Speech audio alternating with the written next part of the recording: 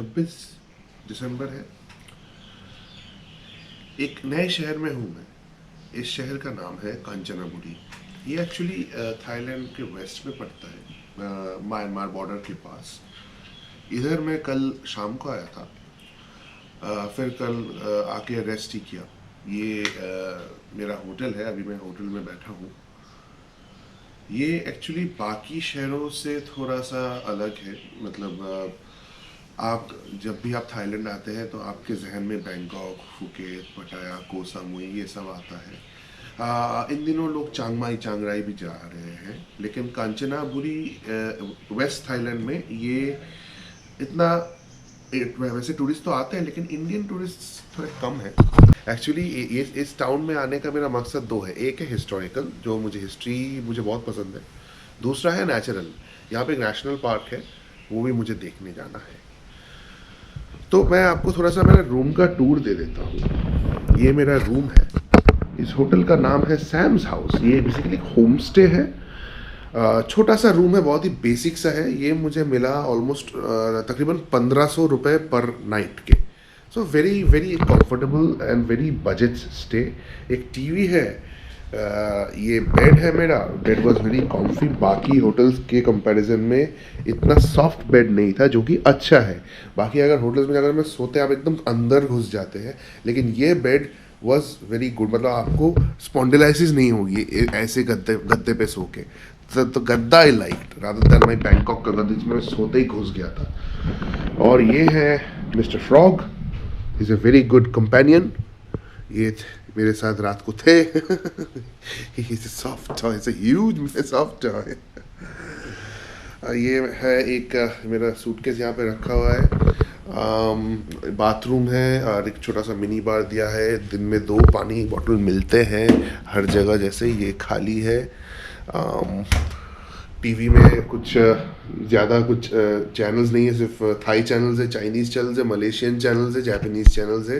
सिर्फ मुझे बीबीसी और टीआरटी वर्ल्ड मिला, उसमें मैं न्यूज़ देख रहा था। थोड़ा सा होटल का बाहर का टूर आपको दे देते हैं। मुझे सबसे बेस्ट इसलिए लगा ये hotel, the reason why I chose this hotel, ये चारों तरफ हरियाली है। आप देखें, चारों तरफ हरियाली है। It's a very beautiful beautiful hotel. यहाँ पे कुछ पिरामिड हाउसेस हैं, जैसे हमारे उधर भी रहते हैं। इंडिया में भी गोवा में है ऐसे हाउस। यहाँ पर भी शायद रूम रेंट के लिए मिलता होगा। दूर में पहाड़ दिख रहे हैं। यहाँ पे कुछ टेनासरिम हिल्स है। टेनासरिम हिल्स जो म्यांमार में भी पहुँच जाते हैं। उधर दूर कहीं है बर्मा बॉर्डर। तो ये पहाड़ थाईलैंड में भी आता है, बर्मा में भी आता है। और देखिए कितनी हरियाली है, मस्त सा। It's a very nice setting. सुबह उठ के एकदम मन फ्रेश हो जाता है। और सबसे ख़ास बात यह है कि इस होम स्टे का कोई गेट नहीं है। वो है मेन रोड, वहाँ से मैं यहाँ चल के आया था। फिर ये रहा पूरा रिसेप्शन एरिया और ये सारे रूम्स हैं। तो कोई भी गेट नहीं है। तो मैंने पूछा था कि आपकी तो चोरी वोरी नहीं होती? तो उन्होंने बोला नहीं भाई, ऐसे ही है, हम लोग खुले रहने देते हैं। और इनके यहाँ पे मैंने देखा है थाईलैंड में हर घर के बाहर एक ऐसा जिसको बोलते हैं पूजा का, जो भगवान जी का सिंहासन रहता है। तो यहाँ पे बुद्धा है, विष्णु भगवान, गणेश भगवान, शिव, दुर्गा, सब कुछ रहता है। ये लोग सुबह ये लोग पूजा करते हैं, बहुत ही सेक्रेड है। तो ये मैंने हर थाई घर के बाहर देखा है, होटल हो या घर हो, ये इनका सेक्रेड भगवान जी पूरे ये यहाँ पे ये लोग पूजा करते हैं। जैसे हमारे घर में होता है ना पूजा, हम लोग एक पूजा रूम रखते हैं, वो घर के अंदर होता है, इन लोग का घर के बाहर होता है। और ये है रिसेप्शन एरिया। यहाँ पे कुत्ते बहुत हैं, 3-4 कुत्ते हैं इनके। ये एक यहाँ पे सो रहा है।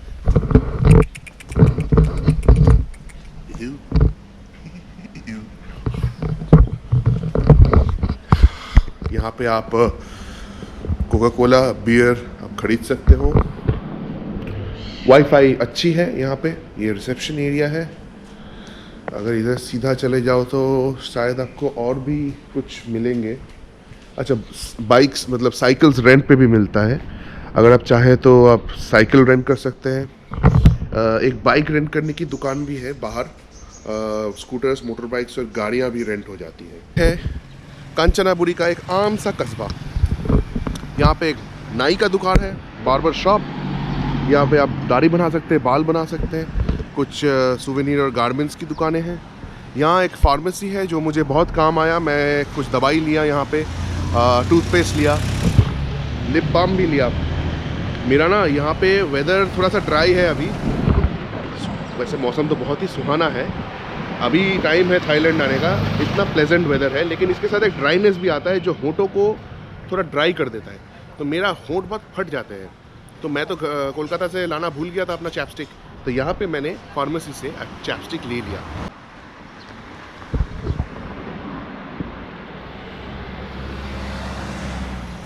एक आम सुबह कांचनाबुरी की, एक आम शहर थाईलैंड का, और मैं यहाँ पे आया हूँ चाचा कार रेंट। इसको मैं कल गूगल मैप्स में देखा था। स्कूटर्स मिलते हैं, मोटरसाइकिल्स मिलते हैं और गाड़ियाँ भी मिलती है। तो अगर आप रेंट करना चाहते हैं तो यहाँ आ जाइए। हालांकि कुछ और भी रेंटल कंपनीज है इस रोड पे। ये मेरे होटल के सबसे नज़दीक था, तो मैं यहाँ पे पहुँच रहा हूँ रेंट के बारे में पूछने। I check this. तो 350 भाट में 24 घंटे, 24 hours, 350 baht. You take the car, take the bike, full tank, and you return full tank. No, if you have something half tank, come back half tank. मतलब जो भी है आपका, half tank है तो हाफ टैंक लौटाना पड़ेगा, full tank है तो फुल टैंक लौटाना पड़ेगा। जो भी आपका है वैसा आपको करना पड़ेगा। और सबके वही है, मोटर बाइक की भी वही है, गाड़ी का भी वही है, मोटरसाइकिल का भी वही है। यहाँ पे ये लोग पासपोर्ट का फोटो कॉपी रखते हैं। सबसे अच्छी बात यह है कि यहाँ पे ये लोग पासपोर्ट आपका रख नहीं लेते, सिर्फ एक फोटो कॉपी रखते हैं। You only keep the photo copy of the passport, right, not the entire passport.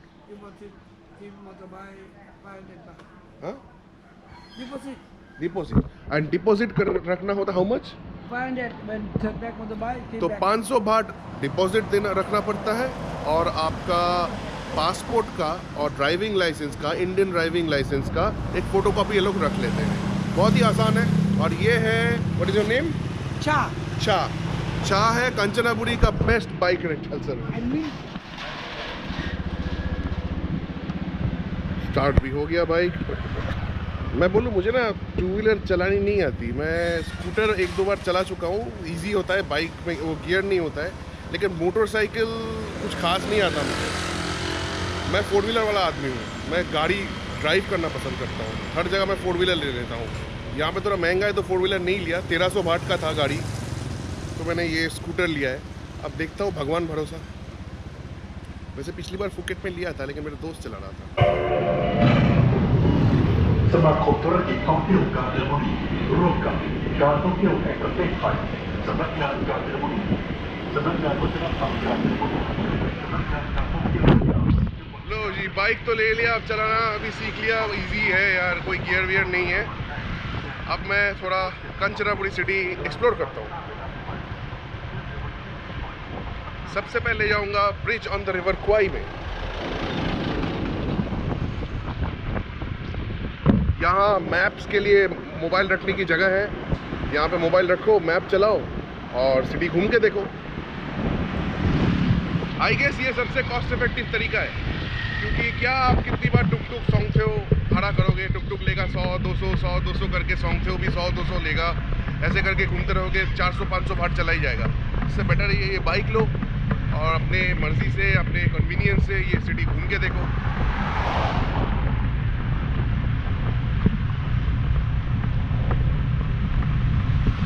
यहाँ पे डिसिप्लिन ड्राइविंग होती है, तो टेंशन लेने की कोई बात नहीं है। लोग साइड दे देते हैं आपको, तो एकदम रिलैक्स रहो। साल था 1942 और वर्ल्ड वॉर 2 चल रहा था। यूरोप में तो Germany, Russia, Italy, US, UK ये लोग लड़ रहे थे। लेकिन एशिया पैसिफिक थिएटर में, एपैक कॉरिडोर में, यहाँ भी वर्ल्ड वॉर 2 तेज़ी से एकदम बहुत खतरनाक युद्ध हो रही थी यहाँ पे। जापान एक्सिस पावर्स जैसे जर्मनी और इटली के साथ मिलके अलाइड पावर्स के साथ लड़ रहे थे।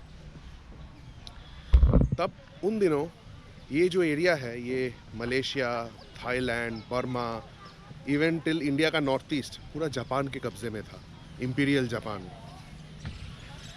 और यहाँ पे जो ब्रिज ऑन द रिवर क्वाई जो सबसे फेमस अट्रैक्शन है ये आपके सामने है। इस ब्रिज की बहुत दुख भरी दास्तां है। जब जापान ने बर्मा, थाईलैंड, मलेशिया को कब्जा कर लिया तब सिर्फ सिंगापुर ब्रिटिश रूल के अंदर था। जापान ने यहाँ पे allied prisoner of war, Australian, British, Dutch, American, New Zealand soldiers को प्रिजनर बना लिया था, कैदी अपने हिफाजत में कर लिया था, प्रिजनर बना लिया था और उनसे ये ब्रिज बनाया। ये कहा जाता है एक इसको डेथ रेलवे भी कहते हैं, क्योंकि इस ब्रिज को बनाने के चक्कर में बहुत लाखों जान गए। ऑलमोस्ट 25,000 प्रिजनर ऑफ वॉर यहाँ पे जो ब्रिटिश या यूरोपियन सोल्जर्स और ऑस्ट्रेलियन और न्यूजीलैंड के सोल्जर्स, उनको बॉन्डेड लेबर यानी स्लेवरी उसमें बहुत ही गंदे तरीन तरीके से रखा गया था और अनपेड लेबर, मैनुअल लेबर से ये ब्रिज को बनाया गया। आई गेस एक लेफ्टिनेंट सातो जो जापान के, उन्होंने इस पूरा काम का जो सुपरवाइज किया and he build this bridge with the help of the allied prisoners of war. ये सारे प्रिजनर्स ऑफ वॉर 25,000 लोग ऑलमोस्ट यहाँ पे मारे गए इसको बनाने में, तो इसको डेथ रेलवे इसीलिए बोलते हैं। ये एक टूरिस्ट स्पॉट है, आप देख सकते हो कि बहुत कमर्शियलाइज्ड हो चुका है। बहुत सारे souvenir shops, restaurants, coffee shops, सब कुछ यहाँ पे है। ये जो रेल लाइन है ना, ये बैंकॉक से आ रही है, ये बैंकॉक से आ रही है और ये कनेक्ट करती थी उन दिनों रंगून तक। जापान चाहता था कि अपना जो सप्लाईज है, जो एम्यूनिशंस है, जो भी उनके सप्लाईज जिनसे वो वॉर और भी कर सके, और भी युद्ध कर सके और भी जंग लड़ सके, उतने उनके सप्लाईज को इस रेलवे लाइन के ज़रिए बर्मा तक पहुंचाना। This railway lines purpose was to connect Rangoon with Bangkok. बहुत सारे हिस्ट्री बुक्स में इसके नाम है और एक बहुत फेमस मूवी भी है, उसका नाम वही है, bridge on the river Kwai. 1957 की मूवी है, based on a book by Pierre Boulle. It talks about this bridge and the entire the atrocities done by the Japanese military on the Allied prisoners of war in creating this bridge which used to connect Rangoon with Bangkok. Main Japan का वही मकसद यही था कि वो आगे India, जो कि उस ज़माने में ब्रिटिश रूल के अंडर था, तो ऑटोमेटिकली वो भी इंडिया जापान का एनिमी हो गया। तो जितने भी ब्रिटिश टेरिटरीज़ है उनको अटैक करने के लिए उनको एक सप्लाई लाइन की ज़रूरत है। तो ये ब्रिज हेल्प करती थी ट्रेन से बैंकॉक से रंगून तक सामान पहुंचाने में। वहाँ से वो लोग इंडिया, कोलकाता, हावड़ा ब्रिज पे भी जापानीज़ एयर रेस होता था। तब कोलकाता में सब लाइट्स बंद कर दिए जाते थे ताकि हावड़ा ब्रिज को डिस्ट्रॉय ना हो। एयर साइरेंस बजते थे। तो चिटागोंग हो गया, आपका ये मणिपुर हो गया, रंगून हो गया, बैंकॉक हो गया, मलाय पेनिनसुला, केडा, सुंगे पट्टानी, जॉर्ज टाउन, कुआलालंपुर, ये सारा Japanese Asia Pacific war theatre का हिस्सा था। बहुत होगी हिस्ट्री की बातें, चलिए ब्रिज पे चलते हैं।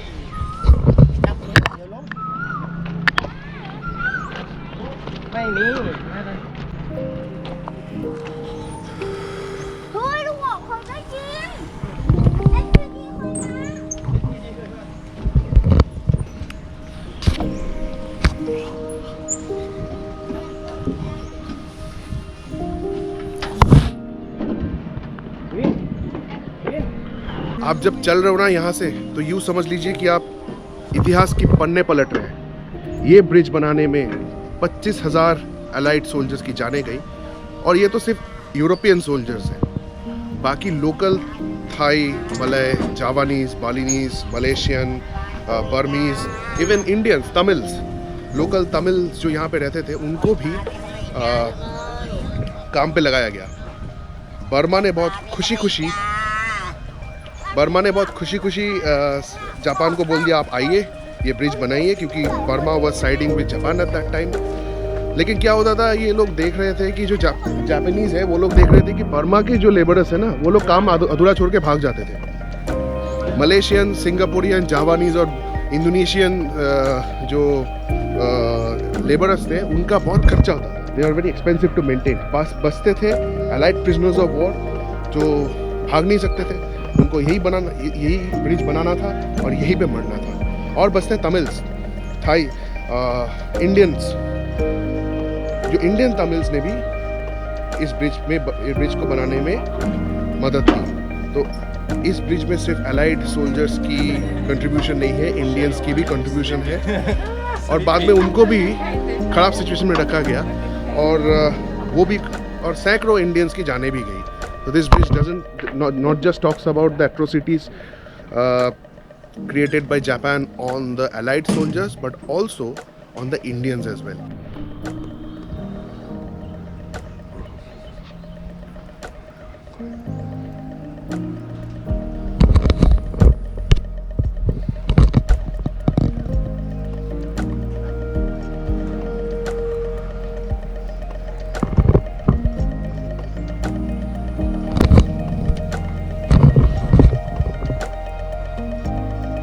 तो ऑटोमेटिकली वो लोग जापान के भी दुश्मन बन गए, जर्मनी के भी दुश्मन बन गए जो ब्रिटिशर्स के साथ काम कर रहे थे। तो जाने अनजाने में हम लोग ऐसे एक देश के दुश्मन बन गए जिनसे एक्चुअली हमारी कोई दुश्मनी नहीं थी। हम लोग बस ब्रिटिशर्स की मदद कर रहे थे ताकि इस उम्मीद में कि अगर हम इनके साथ दे, इनके साथ वर्ल्ड वॉर 2 लड़े तो ये हमें आज़ादी दिलाएंगे। लेकिन ऐसा नहीं हुआ और सैकड़ों इंडियंस यहाँ पे अपने जान गंवाए। मेरे रोंगटे खड़े हो रहे यहाँ पे खड़े होके, क्योंकि ये एक हिस्टोरिकल जगह है। It's a very very historical place, full of importance. इसकी इम्पोर्टेंस खतरनाक है। इस ब्रिज को आप चल रहे हैं, आप you are walking, literally walking on a piece of history. यहाँ पे आज भी ट्रेन जाती थी। अभी कुछ टाइम पहले जब मैं खाना खा रहा था, ट्रेन की आवाज़ आई। तो एक ट्रेन आती है, आप अगर चाहते हैं तो बैंकॉक से ट्रेन भी पकड़ सकते हैं। वो ट्रेन आपको यहाँ तक, ये आगे नामटॉक करके एक लास्ट स्टेशन है थाईलैंड का, उसके बाद ही म्यांमार चालू होता है। अभी म्यांमार तक ये लाइन नहीं जाती, सर्विसेज बंद है। तो बैंकॉक से नामटॉक अगर जाना चाहते हैं तो यहाँ से आपकी ट्रेन गुजरेगी। बहुत स्लो हो जाती है ट्रेन, तब लोग यहाँ पे खड़े हो जाते हैं और ट्रेन को देखते हैं। तो be a part of history, ride the train from Bangkok to Namtok और Kanchanaburi and witness and be a part of history. और अगर आप मूवीज़ के शौकीन हैं तो एक मूवी भी है, ब्रिज ऑन द रिवर क्वाई, बहुत फेमस हॉलीवुड मूवी है। IMDb टॉप 8 मूवीज़ में आता है। Is one of the greatest movies ever made and possibly the greatest war movie of all time, Bridge on the River Kwai। अगर चाहो तो वो देख सकते हो। मैं लैपटॉप में कल होटल में बैठ के देख रहा था फील लेने के लिए। वो लोग वहाँ पे वही दिखाते हैं कि जापानीज बहुत ही एक जालिम लेफ्टिनेंट होता है जो एकदम अपना मतलब बहुत ही एकदम सख्ती से पेश आता है ये अलाइड सोल्जर्स के ऊपर और उनसे ये ब्रिज बनवाता है और इसको बनाने में बहुत जाने जाती है, वो भी दिखाता है। ऑफिशियल रिकॉर्ड्स तो बोलते 25,000 अलाइड सोल्जर्स मारे गए, लेकिन एक्चुअल काउंट और भी ज़्यादा है।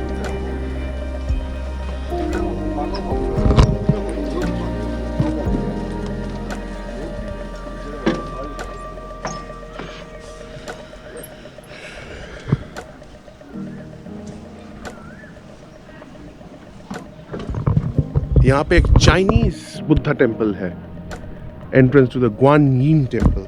एकदम चाइनीज ड्रैगन है यहाँ पे। ये बुद्धा भी चाइनीज आकार के बुद्धा है।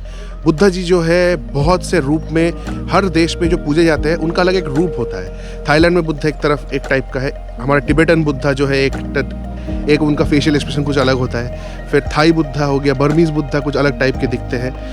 कंबोडियन वियतनामीज बुद्धा के आँख बहुत बड़े होते हैं, नाक भी थोड़े मोटे होते हैं। ये है चाइनीज बुद्धा।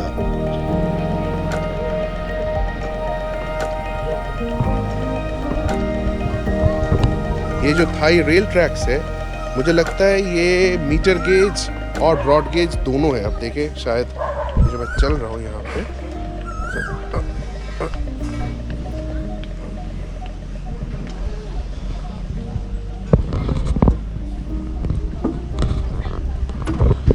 और ये ब्रिज यहाँ पे ख़त्म होती है और आगे नामटॉक, जो यहाँ से कुछ 60 किलोमीटर दूर है, नामटॉक है लास्ट स्टेशन। उसके बाद म्यांमार चालू हो जाता है। इन दिनों म्यांमार में प्रॉब्लम्स चल रहे हैं, इसलिए म्यांमार जाना मुश्किल है। और वैसे भी थाईलैंड और म्यांमार के बीच कोई रेल कनेक्टिविटी नहीं है अभी इन दिनों। और यहाँ से अब नीचे जाके ग्वानयीन टेम्पल भी देख सकते हैं अगर चाहे तो।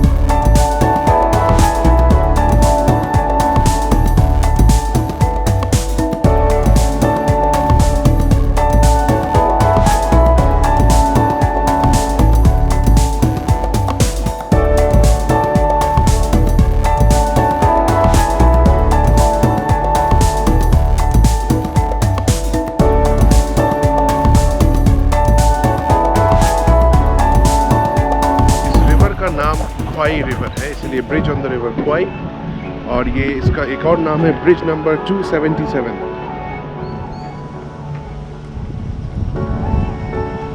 यहाँ पास में ही एक वॉर सिमेट्री है, जहाँ पे इस ब्रिज को बनाने के चक्कर में जितने लोगों की जानें गई, जिनकी बॉडियाँ मिली, उनको वहाँ पे दफनाया गया है।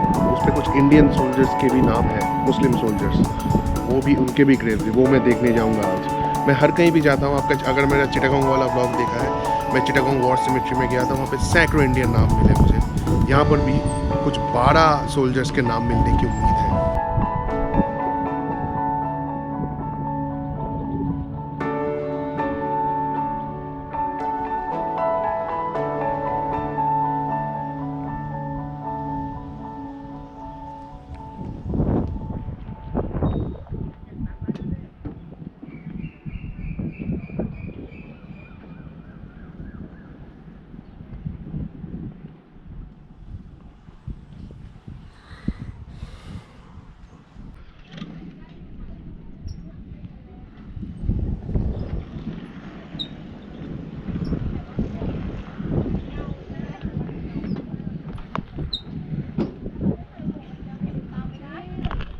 यहाँ 1 घंटे पहले एक ट्रेन आई थी, अभी सब लोग ट्रेन की इंतज़ार कर रहे हैं।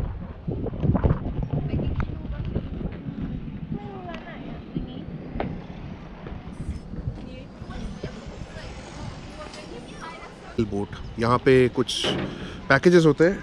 अगर आप लॉन्ग टेल बोट हायर करके ये रिवर के आप डाउन स्ट्रीम जा सकते हैं और पूरी हिस्ट्री बताएंगे आपको। Everything related to Kanchanaburi everything in Kanchanaburi is related to the war and the railway. तो यहाँ पे अगर आप आना चाहते हो, अगर आप हिस्ट्री के शौकीन हो, तो आपको बहुत अच्छा लगेगा, because everything in this city is built upon the railway. कुछ जगह होती है ना रेलवेज के कारण से बनते, जैसे केनिया देश हो गया, the country of Kenya was born because of the railway. British ने वहाँ पे रेलवे बनाया था, तो इसीलिए वो सिटी, वो कंट्री, देश बन गया। देश रेलवे देश के लिए बनते हैं, लेकिन देश रेलवे के लिए बन रही है, ये कीनिया एक एग्जांपल है।